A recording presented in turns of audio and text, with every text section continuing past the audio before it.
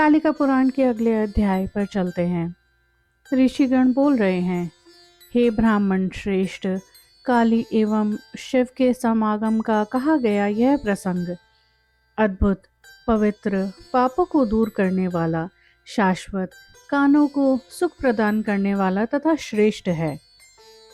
हे मुनि श्रेष्ठ, पुनः कहिए कि काली ने शिव के उत्तम आधे शरीर को कैसे धारण किया, या कालिका गौरी कैसे हुई, किस कारण से कृष्णा ने गौरी तत्व को प्राप्त किया, वह सब हमसे तत्व रूप में कहिए। इस पर मार्कंडेय जी बोल रहे हैं, हे महर्षियों, अब मैं आप सबसे इस अत्यंत शुभदायक महान आख्यान को तत्वपूर्वक कहूँगा, आप उसे गंभीरता से सुने। प्राचीन काल में इस प्रसंग को राजा सगर ने औरव मुनि से पूछा था। उन्होंने इसे उस समय जिस रूप में उन राजा से कहा था, अब मैं वही आप लोगों से कहता हूँ। प्राचीन काल में चंद्रवंश में एक सगर नाम के राजा हुए, जो श्री से युक्त, बलवान, चतुर तथा सभी शास्त्रों के अर्थ ज्ञान में पारंगत थे। वे एक रथ से ही सभी राजाओं को जीतकर, सभी राजोचित गुणों से युक्त होकर सर्वभौम राजा हुए। राजाओं में श्रेष्ठ उस राजा सगर के राज्य प्राप्त कर लेने पर उनका अत्यधिक समादर करने हेतु मुनिगण उनके यहाँ पधारे। उस समय पूर्वोत्तर, दक्षिण तथा उत्तर दिशाओं से मुनिगण, महात्मा लोग तथा ब्राह्मण वर्ग राजा को देखने के लिए आए। तत्पश्चात उन सभी महात्माओं के आ जाने पर अग्नि के समान देदीप्यमान श्री से युक्त औरव नामक मुनि राजा को प्रसन्न करने के लिए वहां पधारे। जलती हुई अग्नि के समान प्रकाशमान उस मुनि को आया हुआ देखकर राजा सगर ने महती सेवा पूर्वक उनका पूजन किया। उन मुनिश्रेष्ठ को पहले पाद्य, आचमनीय एवं अर्घ्य देकर उन्होंने उन्हें श्रेष्ठ आसन पर बैठाया। राजा सगर ने द्विज महात्मा औरव को प्रणाम कर उनसे यथा योग्य कुशल प्रश्न पूछा। तब उन मुनिश्रेष्ठ ने कहा, हे नरराज, मेरा सदैव सब जगह कुशल है। मैं आपका कुशल देखने की कामना करता हूँ। पृथ्वी पर सभी राजाओं में तुमसे अधिक कुशल कौन है, क्योंकि तुमने अकेले ही शीघ्रतापूर्वक सभी राजाओं को जीत लिया है। हे श्रेष्ठ राजाओं में उत्तम, तुम्हारी कुशलता जिससे नित्य बढ़ती रहे, ऐसी ही नीति से तुम सदाचार पूर्वक पृथ्वी का शासन करो। तुम्हारी वृद्धि से ही जगत की वृद्धि है, अतः इसी दिशा में दृढ़ता पूर्वक प्रयत्न करो, क्योंकि चंद्रमा के विकास से ही निरंतर सागर की वृद्धि होती है। हे राजन, पहले अपने आप का सद्गुणों से संयोजन कीजिए, तत्पश्चात अपनी पत्नी महारानी को उन्हीं गुणों से युक्त कीजिए। यदि स्त्री स्वयं ही नित्य गुणों में संपन्न हो, तो शंभु में मन लगाए हुए महान धैर्य व्रत धारिणी अपने गुणों में प्रवेश कर जाएगी। सुना जाता है कि हिमालय की पुत्री पार्वती, जिसका मन सदैव शिव में लगा रहता था, शिव के द्वारा बहुत सी क्रियाओं एवं उपायों द्वारा प्रायोजित की गई। शिव पार्वती में बहुत अधिक प्रेम होने के कारण उन्हीं की आज्ञा से सती पार्वती ने शिव के शरीर के आधे भाग को प्राप्त कर लिया। हे राजाओं में शार्दूल के समान श्रेष्ठ, तब से ही भगवान शंकर अर्धनारीश्वर हो गए तथा उन्होंने अन्य किसी को भी ग्रहण नहीं किया। हे राजेंद्र, इसीलिए आप भी अपने श्रेष्ठ गुणों से शीघ्र ही अपनी पत्नी को युक्त करो, तत्पश्चात अपने पुत्र को उससे कम गुणों से संयोजित करना। और वह मुनि के इस कथन को सुनकर प्रसन्नता पूर्वक मुस्कुराते हुए उस राजा सगर ने उन मुनि से इस प्रकार प्रश्न पूछा। सगर बोल रहे हैं, हे द्विज श्रेष्ठ, सती गिरिजा देवी ने कैसे शंकर के अर्ध शरीर को धारण किया, उसे मैं सुनने की इच्छा रखता हूँ।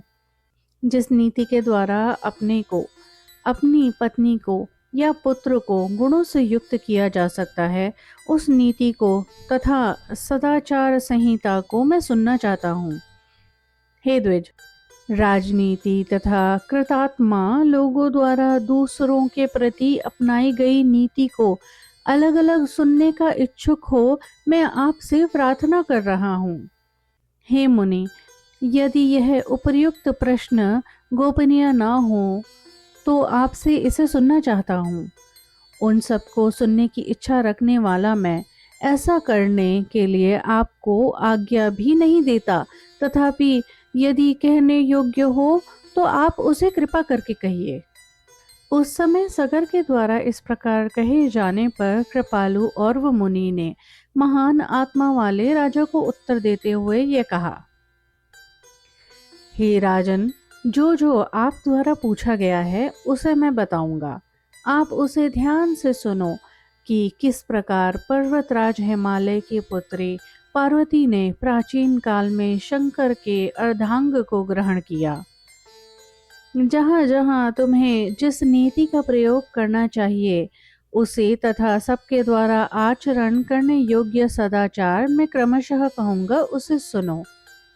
जब हिमालय की पुत्री पार्वती का महात्मा शंकर के साथ विवाह हो गया तो उन शिव ने उस समय वहीं उन्हीं उमा के साथ कुछ समय व्यतीत किया। उस समय उन पार्वती के साथ पर्वत शिखरों पर, कुंजों में, गुफाओं में पार्वती को आनंदित करते हुए भगवान शंकर ने बहुत समय तक विहार किया। इसके बाद समय आने पर शिव अपने गणों एवं पत्नी सहित स्वर्ग के समान श्रेष्ठ अपने कैलाश पर्वत पर चले गए। उनके साथ क्रीड़ा करते हुए वे अपने आत्मचिंतनमय ध्यान को छोड़कर उनके मुख रूपी चंद्रमा हेतु अपने दोनों नेत्रों को चकोर बनाए रहते थे, अर्थात एकटक पार्वती के मुख को ही देखा करते थे। शंकर कभी पुष्पों को लेकर पार्वती के अंगों की शोभा बढ़ाने वाली अत्यंत सुंदर माला की रचना करते। वृषभ ध्वज शिव कभी दर्पण में एक साथ पार्वती के सहित अपना मुंह देखते तो कभी उसी भांति अपने सहित पार्वती का मुंह देखते। कामदेव का अंत करने वाले वे शिव कभी मृग की नाभि से उत्पन्न कस्तूरी नामक पदार्थ से युक्त चंदन के लेप से उनके दोनों पुष्ट स्तनों पर चित्र बनाते थे। वे कभी पार्वती के शरीर और ललाट पर चंदन के लेप से बादलों के बीच चंद्रमा की भांति सुंदर चिन्हों का अंकन करते। चित्रक वृक्ष के रस से गूंथे हुए उमा के केशों को वे चंदन, अगर, कस्तूरी और कुमकुम के विलेपन से जब चित्रित करते तो वे केशपाश नाचने के लिए उद्यत मोर के पंखों की समानता रखते हुए शोभायमान होते थे। वृषभध्वज शिव शुद्ध स्वर्ण जाम्बूनद के बने सुंदर आभूषणों को पार्वती के अंगों पर सजाते थे। उस समय स्वर्णिम आभूषणों से युक्त उन गिरिजा का शरीर बिजलियों से परिपूर्ण काले बादलों की भांति सुशोभित होता था। उत्तम वस्त्रों, अनेक रत्नों तथा सब प्रकार के दिव्य अलंकारों से पूर्ण रूप से सजी हुई भगवती काली पराप्रकृति की सौंदर्यमयी समता को धारण करने लगी। जगत के स्वामी भगवान शिव संसार के कल्याण हेतु उस अपनी पत्नी काली के साथ इस प्रकार से सदैव प्रेम पूर्वक क्रीड़ा करते रहे। जगत की माता महामाया स्वयं जगत स्वरूपा योग निद्रा, जगत की बुद्धि, विद्या और अविद्या, सबकी आत्म स्वरूपा पराप्रकृति सर्वश्रेष्ठ रूप वाली, सबकी सृष्टि, पालन और अंत करने वाली तथा संसार का हित चाहने वाली काली ने यत्न पूर्वक भगवान शंकर को मोहित कर उनके साथ उसी प्रकार रमण किया जैसे चंद्रिका सुधांशु के साथ करती है।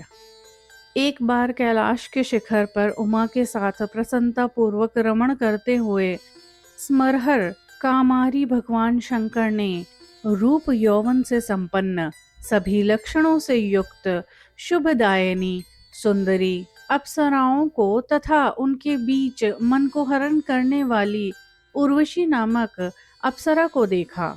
वे सभी लालिमा युक्त, गेरू रंग की सभी अलंकारों से सुशोभित तथा मुनियों के भी मन को बरबस मोहनी में समर्थ थी।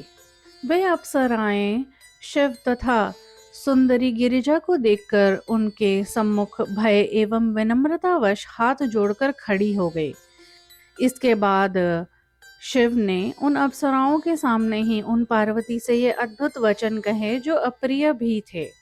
हे अंजन के टुकड़े के समान काले रंग वाली काली, स्त्री स्वभाववश तुम इस समय इन उर्वशी आदि अप्सराओं से संलाप करो। उन शिव के इस वचन को सुनकर उर्वशी सहित उन अप्सराओं के साथ यथोचित वार्तालाप कर उन्हें अपने द्वारा विदा कर दिए जाने के बाद क्षण भर में ही वह पार्वती काजल के टुकड़े के समान काली कहे जाने से क्रोधित हो गई। अपने रंग को लक्ष्य कर चंद्रकला को धारण करने वाले शिव की अप्सराओं के सम्मुख व्यंग योक्ति को पार्वती क्रोध से मुक्त होने के कारण सह न सकी। इसके बाद वे क्रोध से युक्त हो अपने क्रोध को बिना प्रकट किए ही वृषवाहन शिव को छोड़ किसी अज्ञात शिखर पर चली गई। तत्पश्चात कुछ समय तक विरह से व्याकुल हो उस उत्तम पर्वत पर खोजते हुए भी वृषभ वाहन शंकर पार्वती को न प्राप्त कर सके। शिव को विरह से व्याकुल जानकर उन पार्वती ने स्वयं उन्हें गुप्त पर्वत पर अपने आप को दिखाया। तब उन्हें प्राप्त कर, हे प्रिय, तुमने क्यों मुझे छोड़ दिया? हे देवी, अब तुम मन से मान को हटा दो। ऐसा शिव ने दीन की भांति कहा। शिव बोल रहे हैं, पति का प्रेम ही सौभाग्यवती स्त्रियों के मान ग्रहण का कारण होता है। अनुराग के बिना वह रूठना उससे डरने वाले के लिए केवल कथन मात्र ही रह जाता है। अतः हे कमल के समान मुख वाली, हे प्रिय, तुम शीघ्र बताओ, अन्यथा मेरा मन प्रसन्न नहीं हो पा रहा है। ऐसा कहकर भगवान शंकर उन देवी का आलिंगन करने को उद्यत हो गए। तब काली ने उन्हें ऐसा कहकर रोक दिया और यह वचन कहा, हे भूतों के स्वामी, क्या मैं आपके द्वारा पहले नहीं देखी गई थी, जो अप्सराओं के सामने आपके द्वारा मेरी तुलना काजल के टुकड़े से की गई। जाति की दृष्टि से हीन, जीविका से हीन, रूप से हीन, अदक्षिण, अंगों से हीन, अतिरिक्त अंगों वाले को उसके दोष के कारण अपेक्षा नहीं लगाना चाहिए। वेदों के समूह के अर्थ का निश्चय करते हुए प्राचीन काल में ब्रह्मा ने ऐसा कहा था। आप द्वारा ब्रह्मा के उस कथन की अवमानना करते हुए परिहास में ऐसा कहा गया है। अतः जब तक मेरे शरीर की स्वर्णिम गोराई नहीं हो जाएगी तब तक मैं आपको प्राप्त नहीं होंगी। यह मैं आपसे सच सच बता रही हूँ। हे शंभु, शरीर की गोराई के बिना मैं आपको प्राप्त नहीं होंगी। इसलिए मेरी सुने तो मेरे मिलाप के लिए आपको अपने आप को माथा पीट कर कोसना होगा। तब ऐसा कहकर देवी उन शिव के सामने ही हिमालय के महाकोपी प्रपात नामक उत्तम शिखर पर चली गई। अपने ज्ञान के द्वारा उसे होनी मानकर महादेव ने उस समय पार्वती को भी उनके प्रयोजन को समझकर नहीं रोका। काली वहां जाकर शिव में अपना मन लगाकर पहले की ही भांति 100 वर्षों तक भगवान शिव की आराधना की। वे एक दाहिना पैर उठाकर दूसरे बाएं पैर से पृथ्वी को आक्रांत कर उत्तर दिशा में मुंह किए हुए निरंतर निराहार रहकर आराधना की। व्याघ्र के चमड़े के बने हुए परिधान को धारण कर ऊपर की ओर मुंह की हुई आत्मस्वरूप के तत्व को जानने वाली उन सती ने श्रेष्ठ परम शांतिकारक ज्योतिर्मय कल्याणकारी शिव की तत्व पूर्वक आराधना किया। जो मुनि उन्हें यथार्थ रूप में नहीं जानते थे, उन्होंने परम निश्चल हो मन में तत्व का चिंतन करती हुई उनको काष्ठ की माना। इसी प्रकार अन्यों की अपेक्षा निरंतर अकेले ही तपस्या करते उनके 100 वर्ष व्यतीत हो गए। 100वें वर्ष के अंत में योग में लगे हुए भगवान शंकर ने उनको अपने तीनों रूपों के साथ साथ और क्रमशः एक एक करके दिखाए। उन्होंने पहले ब्रह्मा के रूप को दिखाया, तत्पश्चात विष्णु के रूप को, तदनंतर अपने शिव स्वरूप को दिखाया। इसके बाद उन तीनों रूपों की एकता, ज्योतिर्मयता, शुद्धता और सबके कारण रूप का दर्शन कराया। उन शंकर ने अपने शंभु स्वरूप का पुनः दर्शन तथा योग निद्रा महामाया योगिनी अंबिका नामों वाली देवी का दर्शन कराया। इस क्रम में उन्होंने पहले उन अंबिका के परा प्रकृति रूप का दर्शन कराया, तदंतर क्रमशः अनेक रूपों को दिखाते हुए वे ही पार्वती हैं, ऐसा उन पार्वती को दर्शन कराया। अपनी समस्त तपस्या से पार्वती ने शीघ्र ज्ञान प्राप्त कर आंतरिक एवं बाह्य दोनों ही दृष्टियों से यथार्थ तत्व को जान लिया। उन पार्वती ने शंभु को जगन्मय एवं स्वयं को जगन्मयी माना, जिनसे समस्त जगत और ब्रह्मा विष्णु महेश की उत्पत्ति हुई है। तब मैं ही समस्त प्रकृति, योग निद्रा और सती हूँ। यह तथ्य ध्यान द्वारा जानकर उन देवी ने तपस्यागत ध्यान को छोड़ दिया और अपने दोनों नेत्रों को खोलने पर शंभु को बाहर की ओर प्रत्यक्ष उपस्थित देखा। उस समय उन्होंने देवों के देव उमापति, योग में तत्पर भगवान शंकर को देखा तथा उन संयमी देव की इच्छित वाणी से स्तुति की। पार्वती बोल रहे हैं, हे जगत के स्वामी, हे केशव, हे अव्यय, प्रधान और पुरुषों से भी परे, तीनों ही कारणों के कारण आपको नमस्कार है। आपका यह शिव शरीर योग, मोह, मानसिक राग, धर्म, अधर्ममय तथा विद्या और अविद्या का स्वरूप है। आप ही श्रेय से युक्त और निश्रेयस है। आप दृश्य अदृश्य भी हैं। आप योग स्वरूप, मनीषी, सम्यक श्रद्धा और पुरुषार्थ से युक्त तत्व रूप हैं। आप अग्रगामी, शांति रूप और ज्योति रूप हैं। ब्रह्मा, विष्णु, शिव, महेंद्र, सूर्य, सोम, वायु, अग्नि, धनेश, तोयेश, शमन, राक्षस आप ही हैं। आप से अतिरिक्त यहाँ कोई नहीं है। आप भूमि, आकाश, आकाश में रहने वालों के मार्ग भी आप ही हैं। पृथ्वी वलय में स्थित जो भी स्थावर जंगम है वह आप ही हैं। आप ही ज्ञान की क्रिया तथा उसके द्वारा जाने जाने वाले विषय हैं। ध्यान द्वारा जाने जाने वाला श्रेष्ठ से भी श्रेष्ठ, दुर्लभ तत्वों में भी व्यक्तित्व आप ही हैं।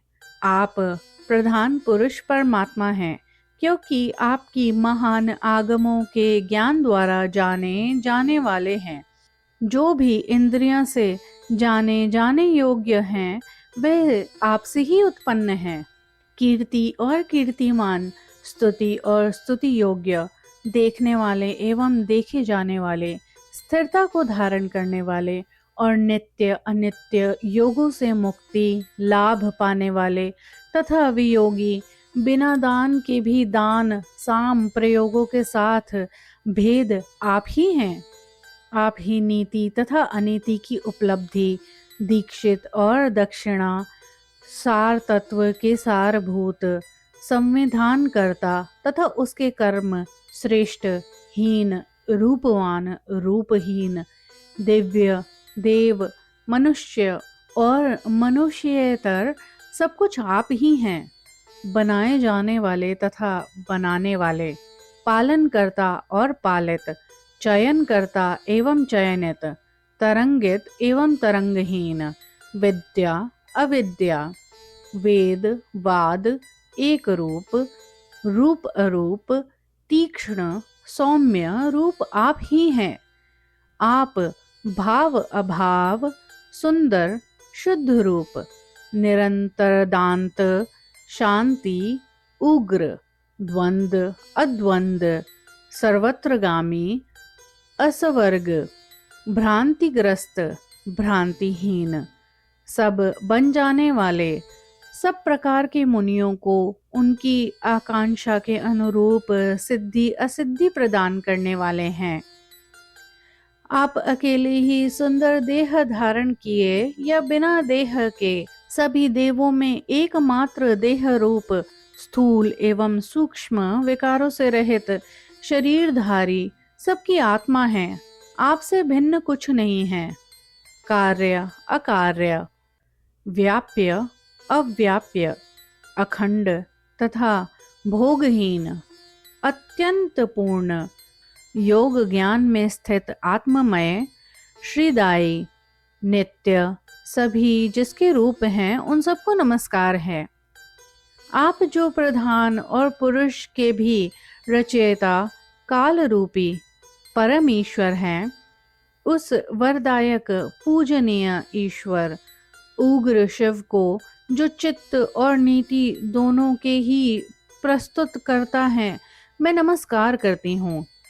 जो अक्षय अव्यय, साक्षी, क्षेत्र को जानने वाले तथा उसको श्रेष्ठता पूर्वक धारण करने वाले, विश्वात्म रूप महेश्वर वृषध्वज हैं, उनको नमस्कार है।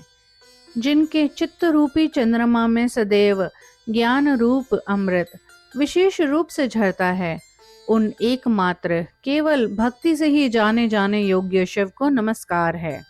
इस प्रकार स्तुति किए जाने पर सभी प्राणियों पर अनुकंपा करने वाले महादेव प्रसन्न वदन हो पार्वती को प्रसन्न करते हुए बोले, हे देवी, मैं प्रसन्न हूँ, तुम्हारा मंगल हो। अब अपना इच्छित वर मांगो। तुम्हारे द्वारा तपस्या से मुझे ब्रह्मा और विष्णु को भी प्रसन्न कर लिया गया है। हे प्रिय, इस समय तपस्या गुण शील में तुम्हारे समान कोई नहीं है।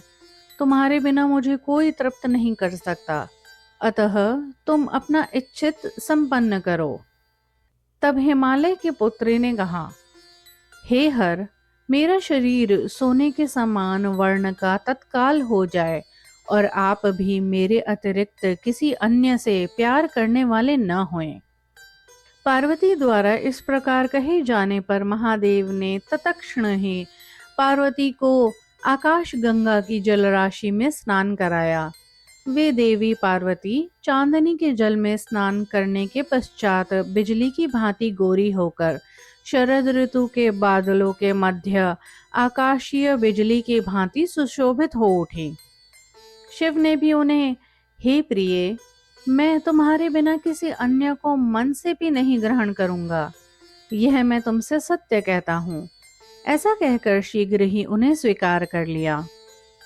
तत्पश्चात आकाश गंगा के जल से निकली और तपस्या के कलेश से मुक्त हुई पार्वती चंद्रमा की चांदनी की भांति प्रसन्न हो उठी। उन पार्वती देवी को लेकर भगवान शंकर शीघ्र ही कैलाश पर्वत पर स्थित अपने निवास को चले गए। भगवान शंकर भी वहां देवी पार्वती को ले जाकर और बसाकर उन्हें विभूषित कर भस्म से सजाकर पहले की ही भांति उन्हें नम्र तथा हास कथाओं से प्रसन्न किए।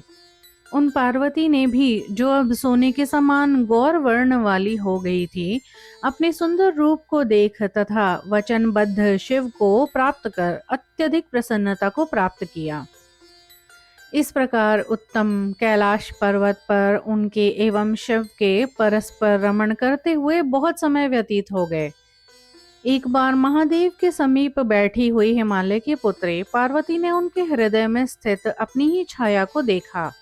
एक बार स्फटिक के बादल के समान शिव के सुंदर एवं स्वच्छ हृदय में योगियों के आदर्श ज्ञान तल में प्रतिबिंबित शिव के सुंदर वाम भाग में पत्नी के रूप में स्थित मुस्कुराते मुख वाली सुंदर अंगों वाली सुंदरी अपनी ही छाया को गिरिसुता पार्वती ने देखा। तब भ्रमपूर्ण दृष्टि के कारण पार्वती को यह हुआ कि क्या शपथ के पश्चात भी शिव ने किसी अन्य को अपनी पत्नी बना लिया है। जो माया से उनके शरीर में स्थित हो अपनी कुटिल दृष्टि से मुझे देख रही है। ऐसा कहते ही उनका मुख काला पड़ गया, भौहें टेढ़ी हो गई, मानो उत्पात का सूचक श्याम वर्ण का वह वृषकेतु हो। विष्णु माया के विशेष रूप से मोहित होने के कारण वे उस छाया को देखकर मान और रोषवश पर्वत के शिखर पर चली गई। इसके पश्चात शिव भी विरह से व्याकुल हो उन्हें खोजते हुए बहुत देर बाद अपहनुत पर्वत पर स्थित देवी के पास पहुंचे। टू बी ऑनेस्ट, ये जहाँ पे अपहनुत पर्वत लिखा हुआ है ये इतना फेडेड है कि मुझे सही में नहीं पता ये अपहनुत पर्वत है या कोई और पर्वत है। अगर किसी और को पता हो तो प्लीज़ कमेंट में ज़रूर डालिएगा ताकि मेरे को भी पता चल जाए ये अपहनुत पर्वत है या कुछ और पर्वत है।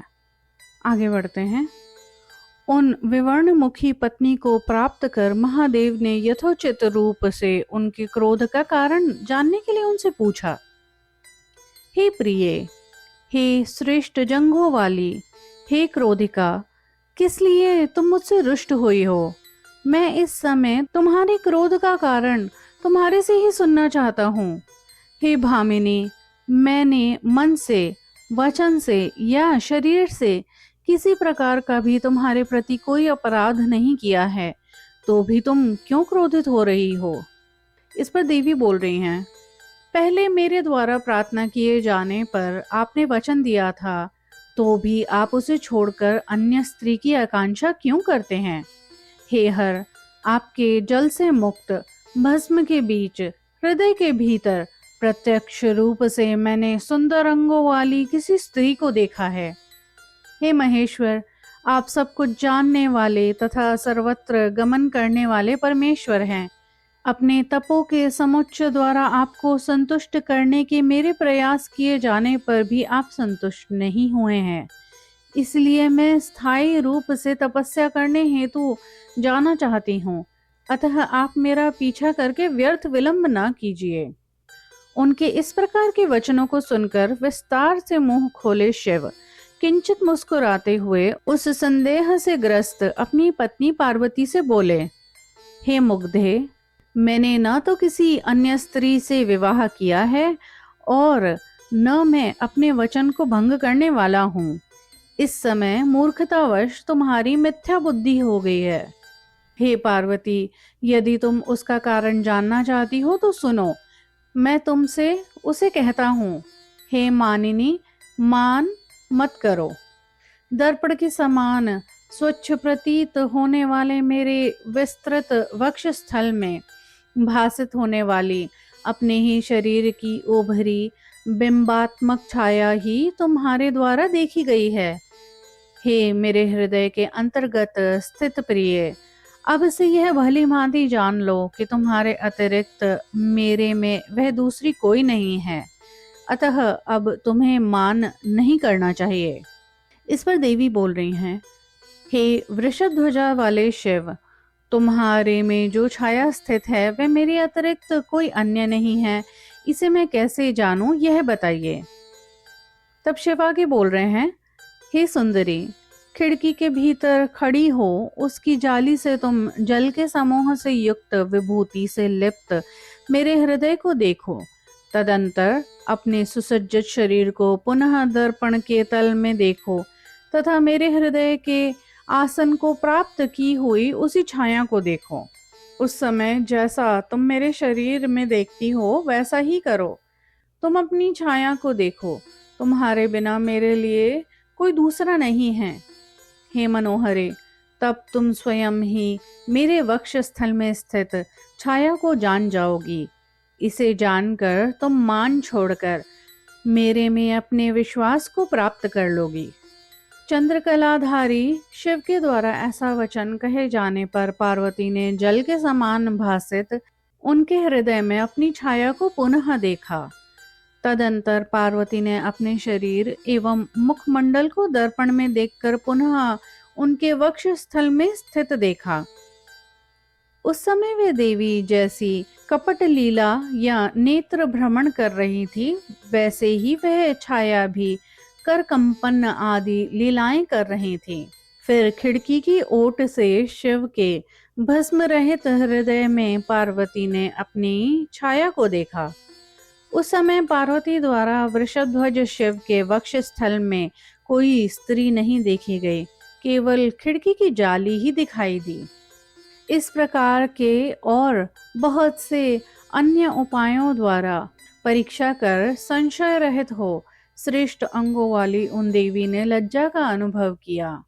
उस समय उन लज्जित, कुछ भयभीत, नीचे मुख की हुई पार्वती का शिव ने हाथों से आलिंगन किया और उनके मुंह को भी चूम लिया तथा उन्हें बार बार आश्वस्त करते हुए महादेव ने उनसे कहा, हे देवी, लज्जा मत करो, भ्रम किसे नहीं होता। तुम्हारी जैसी श्रेष्ठ स्त्रियों द्वारा मान किया जाना ही चाहिए, क्योंकि वह प्रेम बढ़ाने वाला होता है। तुम्हारे द्वारा भी कभी कभी मान किया जाना चाहिए, सदैव नहीं। देव महादेव द्वारा इस प्रकार कहे जाने पर मैनाक जिसके भाई हैं, ऐसी अंबिका देवी ने प्रेम पूर्वक वे सत्य एवं मधुर वचन कहे। हे हर, जिस प्रकार मैं सदैव तुम्हारे द्वारा अनुगमन की गई हूँ, वैसे ही हम दोनों का निरंतर साहचर्य भी रहे, वैसा कुछ मेरे प्रति आप करें। मैं अपने संपूर्ण शरीर से आपके सत आलिंगनगत स्पर्श सुख का अनुभव करना चाहती हूँ। इस दृष्टि से आप यदि कुछ कर सकें तो करें। तब भगवान शिव बोल रहे हैं, भामिनी, जो तुम चाहती हो वही मुझे भी अच्छा लगता है। उसका उपाय मैं तुम्हें बताता हूँ, यदि कर सको तो करो। मेरे आधे शरीर को तुम ग्रहण करो, जिससे मेरे शरीर का आधा भाग नारी का तथा आधा भाग पुरुष का हो जाए। हे श्रेष्ठ मुखों वाले, यदि तुम इस प्रकार से आधा आधा कर सको तो मैं भी तुम्हारे शरीर के आधे भाग को ग्रहण कर लूंगा।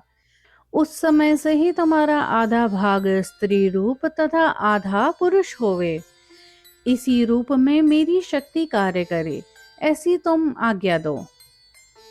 इस पर देवी बोल रही हैं, हे वृषध्वज, मैं आपके ही शरीर के आधे भाग को ग्रहण करूंगी, किंतु इस विषय में मेरी एक इच्छा है, यदि आप उसे पूरा कर सके तो करें। जब मैं आधे शरीर की होकर तुम्हारे आधे शरीर को ग्रहण कर शेष आधे शरीर को छोड़ दूं, उस समय दोनों के ही शरीर पूर्ण हो जाए। हे शंभु, यदि इस प्रकार से शरीरार्ध के ग्रहण का काम इच्छित रूप से होए तो मैं आपके शरीर के आधे भाग को ग्रहण करूं। शिव जी बोल रहे हैं, ऐसा ही नित्य हो, जिससे तुम मेरा आधा शरीर ग्रहण करो तथा तुम्हारा आधा शरीर पुनः इच्छित रूप से पूर्ण हो जाए। तब गौरी ने जैसा तपस्या करते समय पहले अनुभव किया था अपने हृदय में योग निद्रा के स्वरूप का, वैसा ही चिंतन किया। इस क्रम में उन्होंने सर्वप्रथम शिव को, तब ब्रह्मा को तथा अंत में त्रिलोकी के स्वामी नारायण भगवान विष्णु को प्रणाम किया। उन जगन्मयी तपस्विनी पार्वती ने उन तीनों की एकता का चिंतन कर अपना एवं योग निद्रा का चिंतन किया। उसी समय उनके शरीर के दक्षिणी आधे भाग में शशि शेखर शिव के वाम भाग को बड़े प्रेम से धारण कर लिया। शिव ने भी अपने शरीर के आधे भाग को स्वयं पार्वती के शरीर में अपनी इच्छा अनुसार प्रेम पूर्वक स्थापित किया। यह अत्यंत प्रिय एवं अद्भुत कार्य हुआ। तत्पश्चात शिव भी काली के साथ अपने अर्ध शरीर का परित्याग करके भी स्वतंत्र रूप से अलग अलग पूर्ण शरीर से चिरकाल तक प्रेम पूर्वक रहे। उस समय जगन्मयी काली भी स्वर्ण वर्ण की गौरांगी हो गई तथा शिव के अर्धांग को प्राप्त कर अपने आनंद को प्राप्त कर संतुष्ट हुई। इस प्रकार वे परमेश्वरी जब शिव के अर्ध भाग को ग्रहण कर एकांत में स्थित होती थी, उस समय वे बहुत ही सुंदर लगती थी। वे आधे भाग में मृग के समान सुंदर नेत्रों वाली, तो आधे भाग में बैल के समान विशाल नेत्रों वाली थी। उस समय उनका आधा भाग समलंकृत जूड़े से तो आधा भाग जटाजूट से सुशोभित था।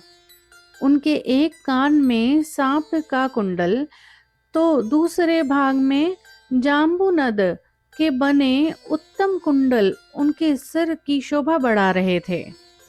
उनकी नाक का आधा भाग स्थूल था तथा आधा भाग तिल के पुष्प की भांति सुंदर था। आधे मुखमंडल की लंबी दाढ़ी मूछ थी तो आधा भाग उससे रहित था। एक ओर लाल ओठों सहित लाल मसूड़ों युक्त सुंदर दांत थे और दूसरी ओर बड़े और लंबे आकार वाले उत्तम श्रेष्ठ दांत थे। उनके गले का आधा भाग नीले रंग का था और दूसरा आधा भाग हार से सुशोभित था। पहले आधे भाग में कंकण और केयूर युक्त बाहु था तो दूसरे के बिना अंगूठी का नाग निर्मित बाजूबंद से युक्त स्थूल बाहु था। एक भाग चंचल सुंदर भुजाओं वाला तो दूसरा भाग हाथी की सूंड के समान पुष्ट भुजाओं वाला था। एक ओर हाथ की उंगलियां अंगूठियों सहित थी तो दूसरी ओर बिना अंगूठियों के एक ओर स्तन युक्त हृदय था और दूसरी ओर का आधा भाग रोमावली युक्त था। एक ओर केले के खंबे के समान जांघ सुंदर एड़ी तथा कोमल पैरों से युक्त था तो दूसरा स्थूल और ठोस जांघ एवं पदकमलों से युक्त था। एक भाग सुंदर कोमल जघन से सुशोभित था तो दूसरा दृढ़ कटी और ठोस पदान्वय से युक्त था। एक व्याघ्र चर्म समूह तथा विभूति के लेप से सुशोभित था तो दूसरा कोमल रेशमी वस्त्रों तथा चंदन से शोभायमान था। इस प्रकार उनका आधा भाग स्त्रियों के लक्षण से युक्त हो गया तो दूसरा अत्यधिक बलवान सुंदर ढंग से गूढ़ पुरुषाकृति का था। इस प्रकार काली घटा के समान काली सती गिरिजा ने समस्त संसार के कल्याण के लिए कामदेव के शत्रु शिव के आधे भाग को ग्रहण किया। हे राजेंद्र, शिव के अर्ध शरीर से युक्त उनके शरीर की जो उपमा है उसकी खोज तीनों लोकों में रहती है। संतान या पारिजात का एकमात्र विशाल वृक्ष अमोद बल्ली से युक्त होकर भी दोनों उसकी उपमा को प्राप्त नहीं कर सकते। हे नरेश्वर, अधिकांशतः वेदों ने अलग अलग पूर्णकाय होकर रमण करते थे किंतु कभी कभी अर्धनारीश्वर के रूप में भी रमण करते थे। इस प्रकार यद्यपि भूतनाथ शिव जो सभी प्राणियों के कारण के भी कारण हैं, स्वयं काली को गौरी बनाने में समर्थ थे, तो भी उन पर्वत पुत्री पार्वती को उन महादेव ने पहले अनेक प्रकार की तपस्या तथा क्रियोपचारों में लगाया।